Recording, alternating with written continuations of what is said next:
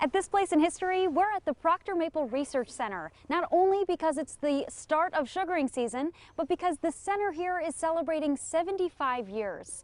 Now, Steve, this place stands out. Can you tell us why?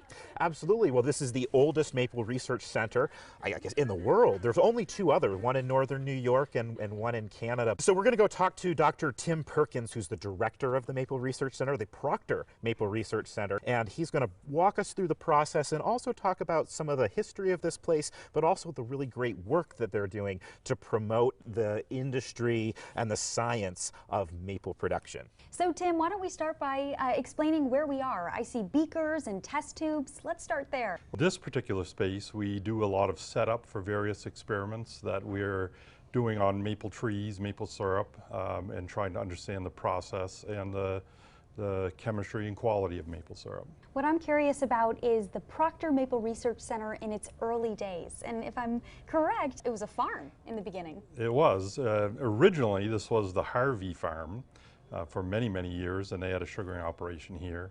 But in the 1940s, the governor was convinced that the university should have its own research station dedicated to maple. UVM had been doing research on maple trees for many, many years, way back into the 1800s. But the governor thought that it would be advantageous for Vermont to have its own research station. To be clear, the governor himself bought the land.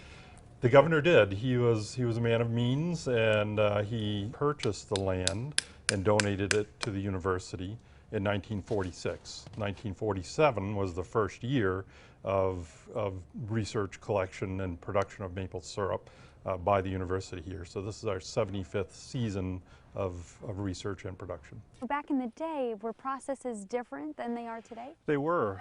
75 years ago when this place was started, they would have had a spout that was much bigger. They would have had a hole that was far deeper, and they would have been using a bucket. Now we're using a very, very small tap hole, a shallow tap hole, and vacuum. That's really the key difference. With vacuum, we can double the yield, the amount of sap we're getting from a tree, by using excellent sanitation practices. So for us, that means a new spout each year. We can increase that the yield again by another 50%.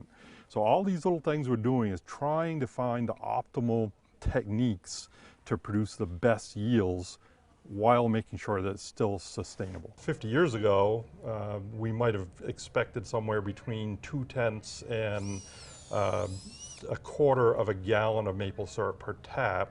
Our long-term record here is 6/10 of a gallon per tap. So we're doing triple what they did 50 years ago. How long does it take to create that final product? If you're boiling sap, then it will be many, many hours. If we're starting with sap that has been concentrated through reverse osmosis, we can cut that down by 75% or more. This particular facility is set up to compare different methods of processing sap into maple syrup. So a question very close to most Vermonters' heart is taste of syrup. You were saying that also in this facility, tasting happens. What does that mean? And it sounds very interesting to me. Yeah, we do a lot of taste studies after we've done the production of the syrup to look at whether or not the quality and the flavor has changed.